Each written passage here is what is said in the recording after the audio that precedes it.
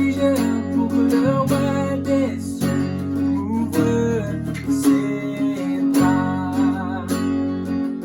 Perdu mais trouvé par sa grâce, son amour pour moi, son amour pour moi. Il m'a libéré, m'avait aidé. Je suis enfant de Dieu, je suis à lui. Il m'a racheté à la croix grâce à ses soldats. J'étais esclave du péché, mais il m'a sauvé. Jésus m'a sauvé. Il m'a libéré, m'avait aimé. Je suis enfant de Dieu, je suis à lui. Et dans sa maison, j'ai trouvé ma place. Je suis enfant de Dieu, je suis à lui. Je suis choisi et affranchi. En toi je sais qui je suis. Tu es pour moi, pas contre moi. Et en toi je sais qui je suis. Oh, en toi je sais qui je suis. Il m'a libéré, ma tête est payée. Je suis enfant de Dieu, je suis à lui. Et dans sa maison, j'ai trouvé ma place. Je suis enfant de Dieu, oui, je suis à lui. Et dans sa maison, j'ai trouvé ma place. Je suis enfant de Dieu, je suis à lui.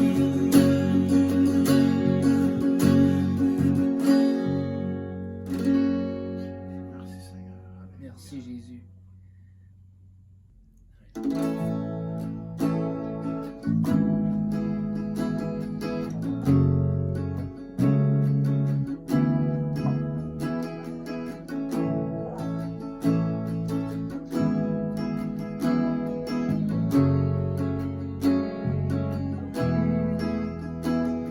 Oh toi qui m'as façonné au sein de ma mère, qui a prononcé sur moi des mystères et des merveilles que je porte en moi. Oh toi qui as célébré le jour de ma venue, qui m'a accueilli à bras étendus, et ce cœur de père s'est ému en moi. Oh toi qui m'as vu tourner pour me perdre, tu ne cessais de crier dans le désert que tu m'aimais et que je compte pour toi.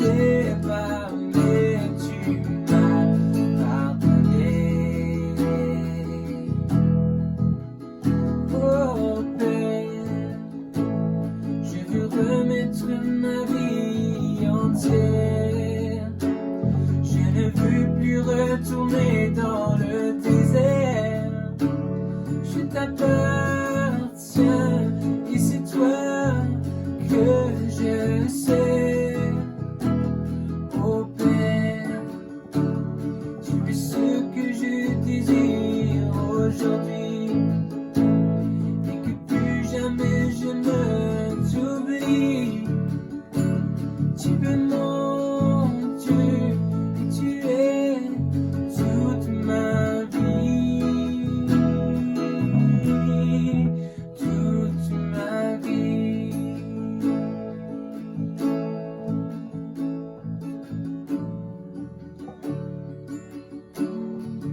Toute ma vie.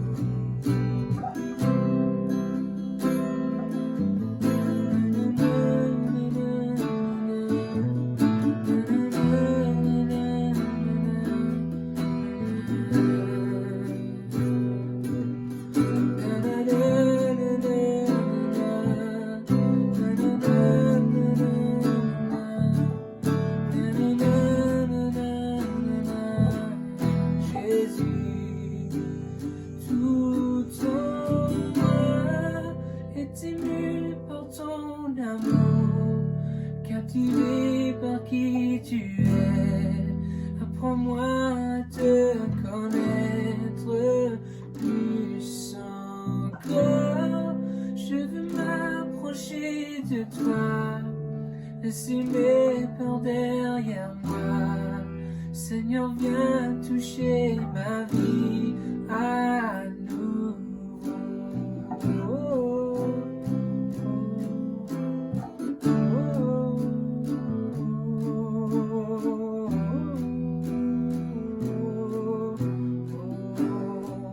Seigneur, viens toucher ma vie.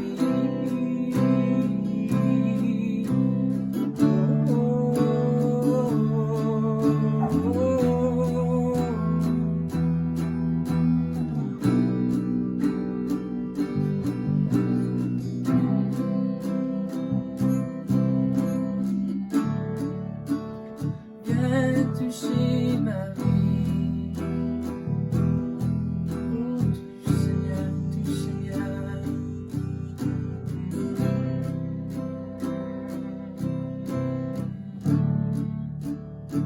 Touche-nous, Seigneur.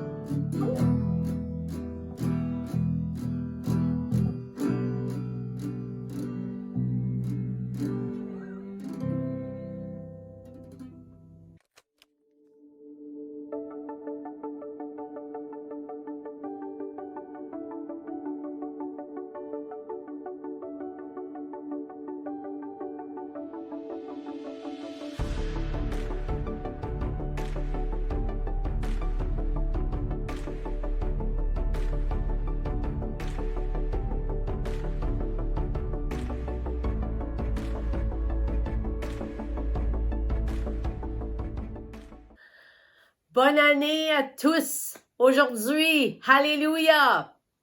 Merci Seigneur pour ta parole que tu nous donnes aujourd'hui.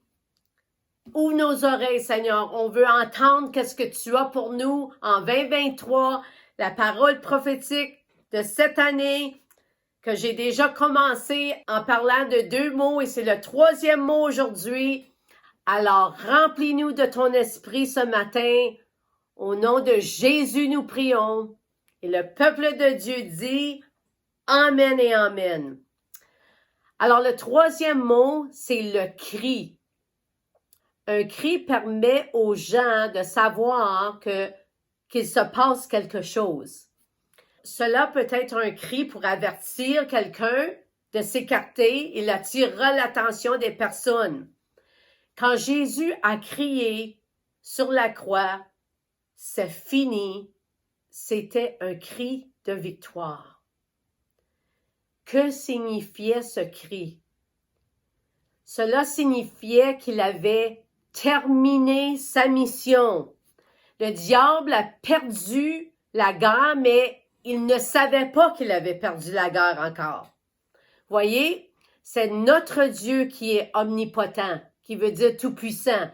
Il est omniscient, il sait tout. Et omniprésent qui veut dire toujours présent avec nous. Mais l'ennemi n'est pas comme ça. Il n'est pas omniprésent. Il n'est pas partout en même temps. Alors c'est quelque chose qu'on doit comprendre pour nous encourager. Que c'est Dieu qui est là toujours. C'est Dieu qui sait tout. C'est Dieu qui est tout puissant. Amen. Son programme à l'ennemi, c'est toujours de voler, de tuer, de détruire, et c'est ce qu'il pensait avoir fait à Jésus. Il a cru l'avoir tué, mais tu ne peux pas tuer quelqu'un qui est innocent. Alléluia. L'ennemi n'a-t-il pas réalisé qu'il ne pouvait pas retenir le Fils de Dieu dans l'enfer? Pourquoi? Parce qu'il n'avait aucun droit légal de le tuer. C'est ce que cela signifie quand nous lisons dans Jean 10, 18. Jésus a dit, « Personne ne me l'ôte, mais je la donne de moi-même. J'ai le pouvoir de la donner et j'ai le pouvoir de la reprendre. Tel est l'ordre que j'ai reçu de mon Père. Il a donné sa vie en sacrifice afin que tout le monde puisse maintenant venir à lui sans distinction de race ou de religion. » Jésus a montré ça quand il a parlé à une femme samaritaine. Voyez, les Juifs détestaient tellement les Samaritains qu'ils ont traversé le Jourdain plutôt que de traverser la Samarie. Ça, c'est comment qu'il haïssait les Samaritains. Et Jésus a pris le temps à parler à une Samaritaine. Quand il a guéri un lépreux qu'il n'était pas censé de toucher, quand il a appelé un collecteur d'impôts pour le suivre, l'homme le plus détesté, ou quand il appelait des pêcheurs à le suivre, des hommes les plus grossiers et les moins élégants au monde. Ils étaient tous inadaptés selon les normes mondiales, mais Jésus montrait une fois de plus un précédent. Quiconque invoquera son nom sera sauvé. C'est toi aujourd'hui. Celui qui écoute ce message, c'est pour toi. Jésus t'appelle à travers ce message. Alléluia. Il dit, viens et je te donnerai du repos. Je t'aiderai dans ta vie. Le premier cri de Jésus fut un cri de désespoir. Le péché du monde était sur ses épaules. Il n'avait jamais été séparé de la présence de son Père. Et à ce moment-là, le Père ne pouvait pas regarder à Jésus à cause du péché. Alors Jésus a ressenti cette absence et c'était très difficile pour lui. Wow! Ça, c'était ton péché sur ses épaules et c'était mon péché. Nous n'avons pas apporté le péché. Jésus l'a porté pour nous. Quand nous péchons, nous avons un avocat qui a combattu pour nous. Nous nous repentons, nous nous dépoussiérons et nous avançons. Amen. C'est la très bonne nouvelle de ce qui s'est passé sur la croix ce jour-là. On a célébré la fête de Noël la semaine passée. Et quand Jésus est né, il a eu un cri. Alors, lisons dans Luc 2, 8 à 14.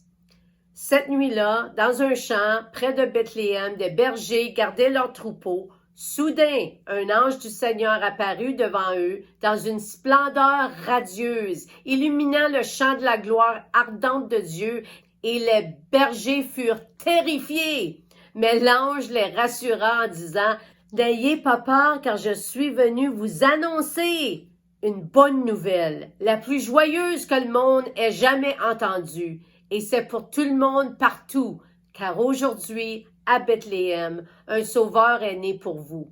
Il est le Seigneur Yahweh, le Messie. Tu le reconnaîtras à ce signe miraculeux. Tu trouveras un bébé enveloppé de bandelettes et couché dans l'abreuvoir. » Alors tout à coup, dans le ciel nocturne, un grand nombre d'anges glorieux apparurent, les armées même des cieux, et tous louèrent Dieu en chantant.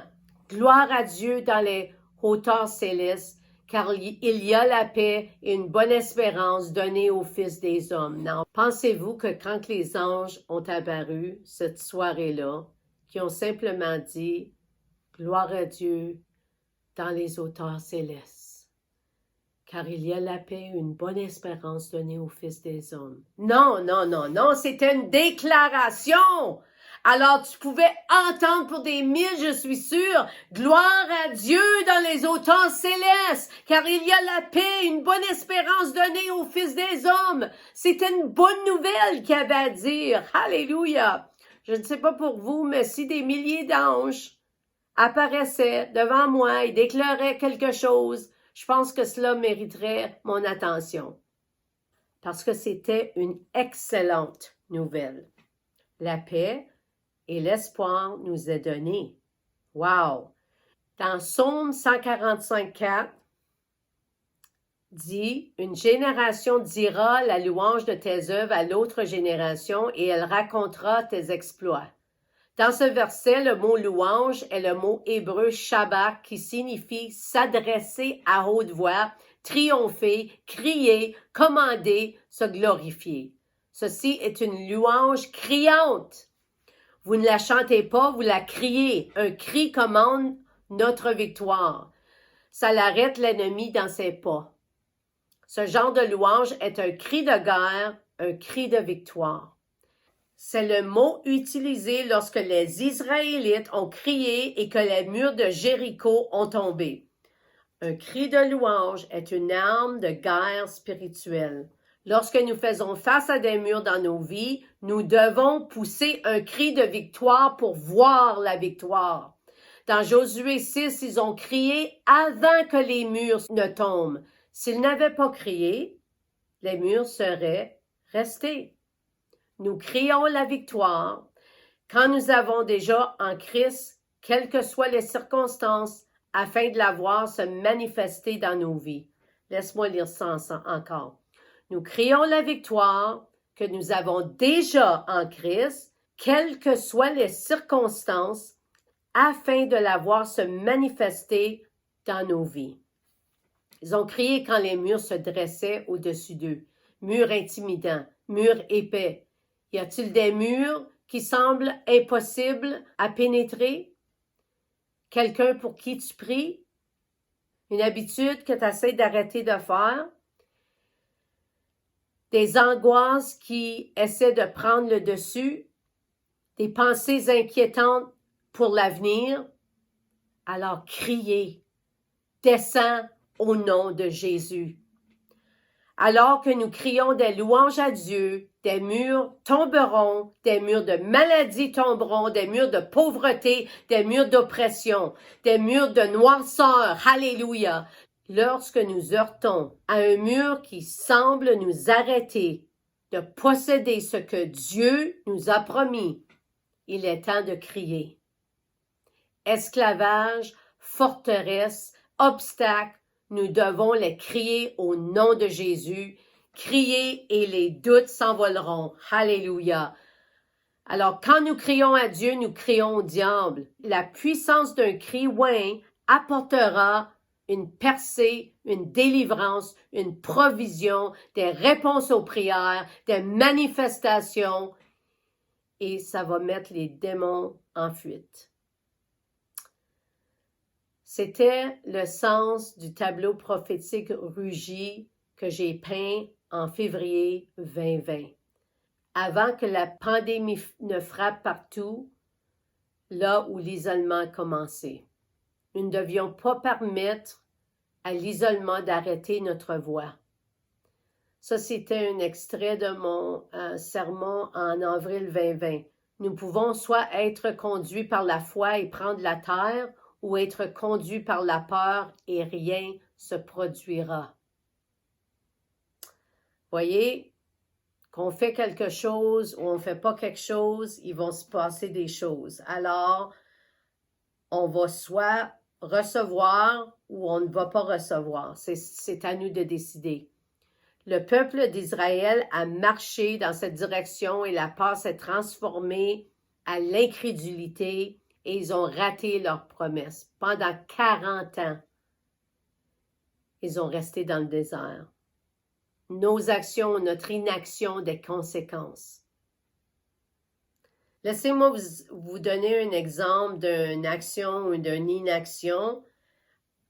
Quand j'étais sauvée, certainement une quinzaine d'années, et je vivais avec des choses dans ma vie que je ne réalisais pas. Et un jour, le Seigneur m'a dit, si tu veux être utilisé de moi, tu dois te débarrasser de tes peurs, de tes craintes.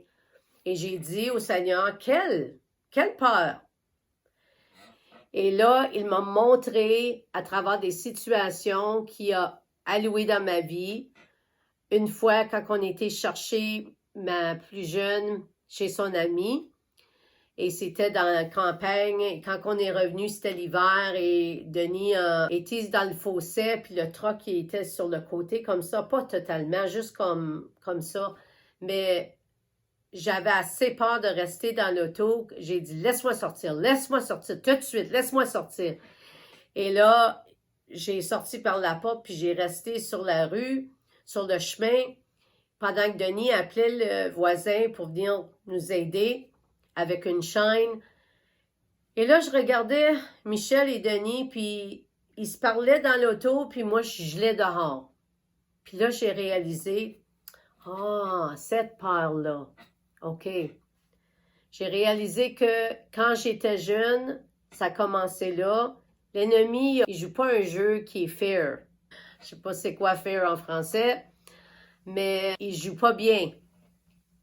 Alors, quand j'étais jeune, j'avais été sur un skidoo et on a resté stock. Et quand mon cousin me mis à terre, j'ai calé jusque-là dans la neige, puis j'ai eu peur, j'étais coincée, puis j'ai eu peur. Puis une autre fois, j'étais sur ma tante, puis elle avait une drôle de poignée qu'on n'avait pas, nous, puis je pouvais pas ouvrir la porte. Puis j'étais trop embarrassée d'appeler quelqu'un pour m'aider, alors j'étais là, puis je paniquais dans la toilette. C'était une peur, après ça, une autre peur par-dessus cette peur-là. Et c'est là que l'ennemi, il a mis quelque chose en moi que j'aimais pas être dans des avions à cause que c'était fermé et ça avait le même sentiment. Et là, le Seigneur voulait que je passe par-dessus ça parce qu'il voulait que j'aille dans des missions. Alors, il a commencé quelque chose en moi pour me montrer qu'il était pour être avec moi dans toutes les situations.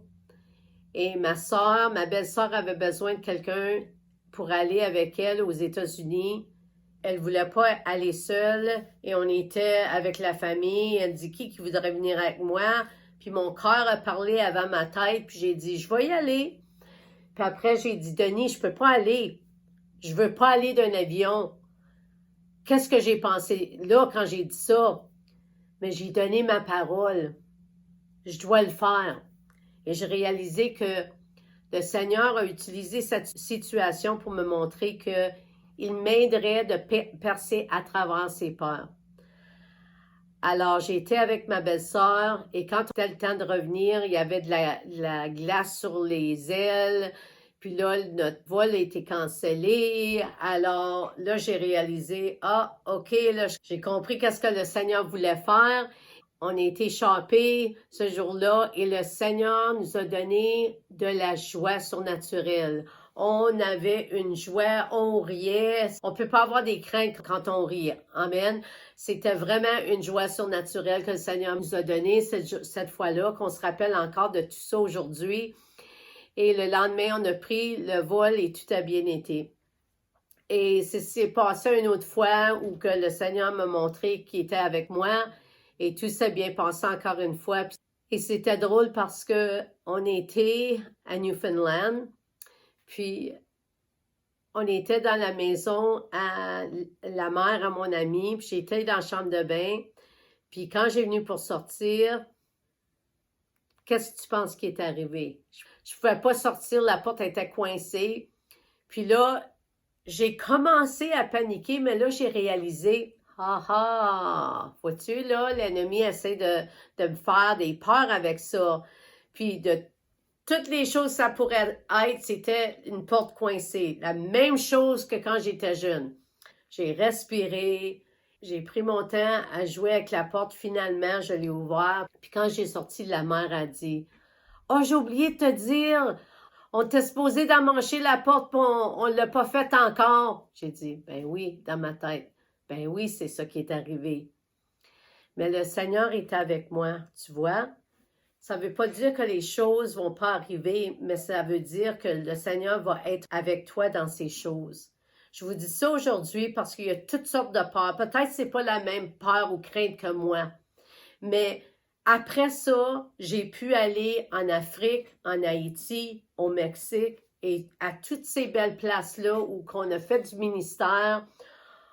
On a vu toutes sortes de choses, des orphelinats et des églises et des gens pauvres, des enfants qui jouaient avec rien, avaient des sourires sur leur visage, que vraiment ça touche ton cœur d'être là et de voir ça toi-même avec tes yeux.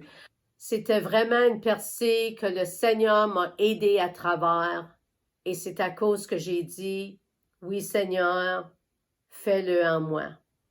Alors aujourd'hui, je t'encourage, comme sœur en Christ, de laisser le Seigneur te libérer de tes peurs au nom de Jésus. Cette histoire n'était pas dans mes notes, mais je sais c'est pour quelqu'un aujourd'hui, très spécifique, que le Seigneur te parle aujourd'hui, qu'il veut faire quelque chose en toi. Laisse-le, parce que c'est un choix. Amen, c'est vraiment un choix. Tout est une question de choix. Le choix de croire ce que dit la parole ou le choix de ne pas croire. C'est à nous de décider. Et si nous ne croyons pas, nous ne recevrons pas. Dans Jean 17, 14, Jésus dit, « Je t'ai glorifié sur la terre, j'ai terminé le travail que tu m'as donné à faire. » Il savait que le moment était venu où il donnerait sa vie, la plus grande stratégie de Dieu Tout-Puissant pour vaincre l'oppression de l'ennemi sur l'humanité. Quiconque veut qu'il vienne. Maintenant, c'est notre choix de donner nos vies au Christ pour qu'il fasse ce qu'il veut faire en nous. Alléluia! En cette nouvelle année, Dieu appelle une armée de Déborah et de Barak à se lever et à rejoindre l'armée qui criera dans les ténèbres, sachant que le lion de la tribu de Juda est à nos côtés, toujours présent, omniprésent.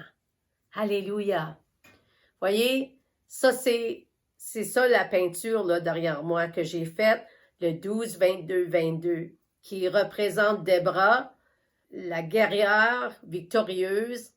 Elle voit la noirceur qui est dans la distance, mais le lion de la tribu de Juda, qui est Jésus, est à ses côtés. Elle avance sachant que Dieu est avec elle. Alléluia. Déborah et Barak marchant de côte à côte dans cette guerre. Cette histoire nous montre que Dieu appelle des gens ordinaires à faire des choses extraordinaires qui ne peuvent être accomplies que par la puissance du Saint-Esprit. On ne fait pas ça toute seule. On a sa puissance en nous. L'armée de Déborah. Déborah était courageuse. Elle était appelée à diriger dans une période difficile. Déborah servit avec sagesse et connaissance. Elle a aidé à diriger le peuple de Dieu. Elle était digne de confiance, elle était directe, elle était confiante et humble. Déborah était un juge nommé par Dieu pour conduire et guider le peuple d'Israël dans les voies de la justice. Les juges étaient des dirigeants régionaux qui arbitraient des cas entre les gens, aidaient les gens à suivre Dieu et menaient parfois les batailles contre leurs ennemis. C'est ce qu'a fait Déborah. Poète et juge, elle a mené une révolte qui a aidé les Israélites à se libérer des Cananéens. C'étaient des gens méchants, les Cananéens. Ils étaient réputés pour leur culte des idoles démoniaques, des actes sexuels et même le sacrifice d'enfants à leurs dieux cananéens. En tant que prophète, elle avait une foi inébranlable en Dieu, ce qui lui a donné la force de diriger son peuple. Une foi inébranlable. Alléluia. Déborah est devenue un chef militaire. Elle a eu une capacité à accomplir ce qui semblait impossible. Elle a eu de la ténacité, du dévouement et de la concentration.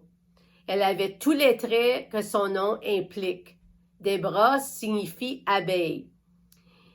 Et l'abeille est l'emblème du Christ, de son pardon, par analogie avec la douceur de son miel, de sa justice par son aiguillon et des vertus chrétiennes par le comportement exemplaire des abeilles ouvrières envers leur reine, qui signifie l'humilité.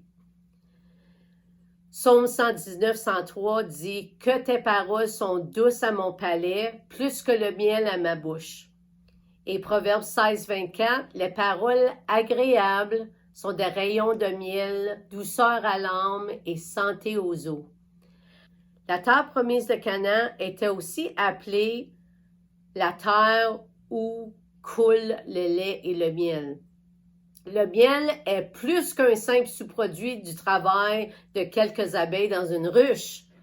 Le dévouement tenace de l'abeille au travail à l'intérieur de la ruche fournit le miel curatif et nourrissant nécessaire à la vie et à la santé. As-tu un but plus grand que toi-même? Alors rejoignez l'armée de Déborah et Barak. Déborah a aidé Barak, un chef militaire, à diriger les armées d'Israël sur le mont Tabor lors d'un assaut total contre les Cananéens. Ils ont réussi à vaincre Sisera, le commandant des Cananéens.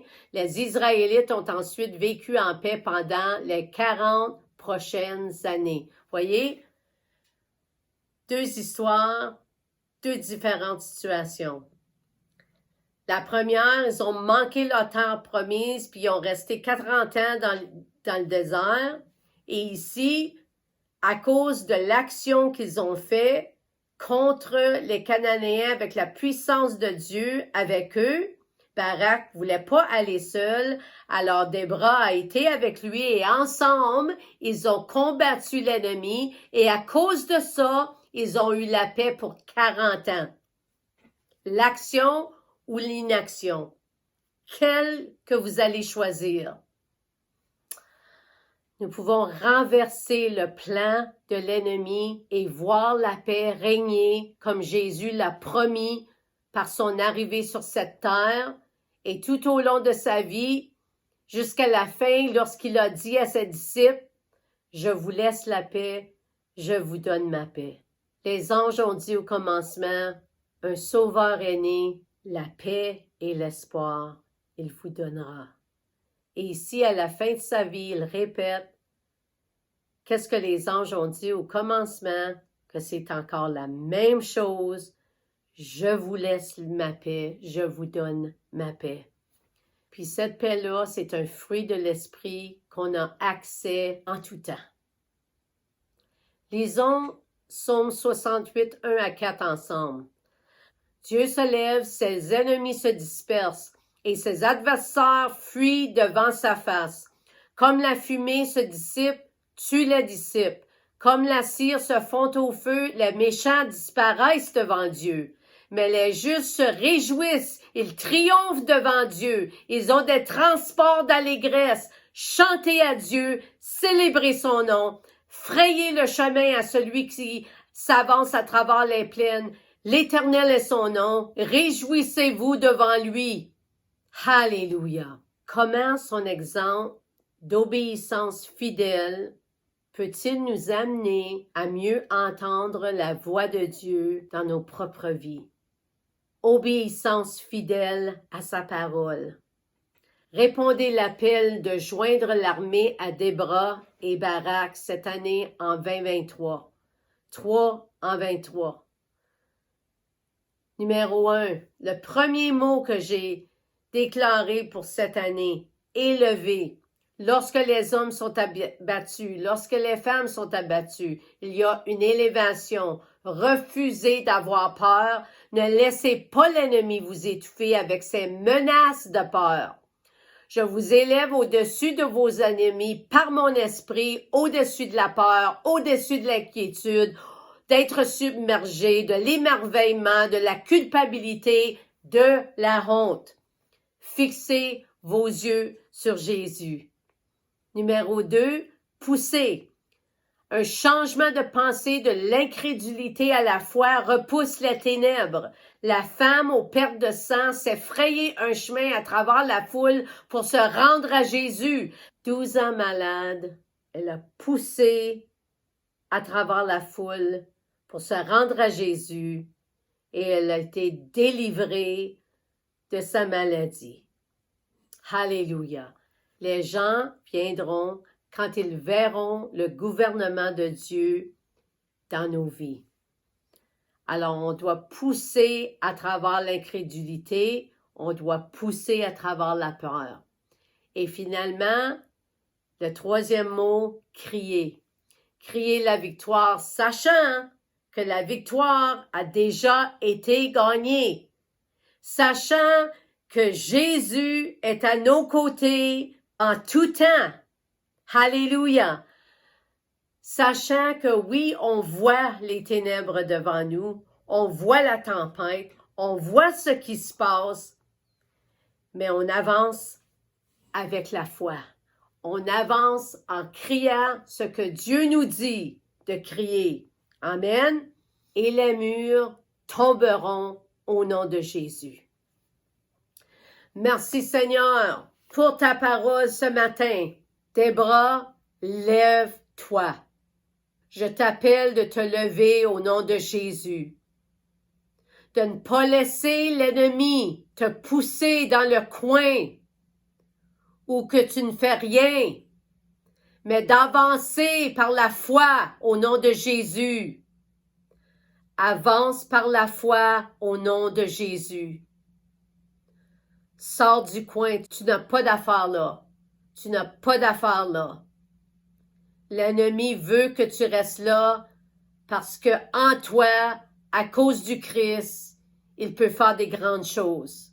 Et il veut faire des grandes choses. Alors agis par la foi. Lève-toi et dis, oui Seigneur, je vais me lever. Je laisse pas mes craintes m'arrêter de faire qu'est-ce que tu veux que je fasse. Je vais avancer en toi en 2023 parce qu'on est dans le temps où qu'on doit pousser la noirceur et on doit voir la gloire de Dieu venir dans cette terre parce que le réveil doit venir avant l'arrivée de Jésus. Et nous sommes ici pour une raison dans nos vies maintenant. Dieu nous a placés ici dans cette terre pour faire une différence et on ne doit pas laisser l'ennemi nous abattre, mais on doit s'élever en lui au nom de Jésus. Alors levez-vous en 2023, le Seigneur est avec vous, les sœurs et les frères s'élèvent en Christ. Je le crois que le Seigneur m'a donné ce message pour vous tous et vous entendez ce message et vous vous levez dans la foi et vous vous levez dans la prière et vous vous levez dans la déclaration de sa parole et qu'est-ce qu'il vous dit de déclarer au nom de Jésus. Amen et Amen. Alléluia.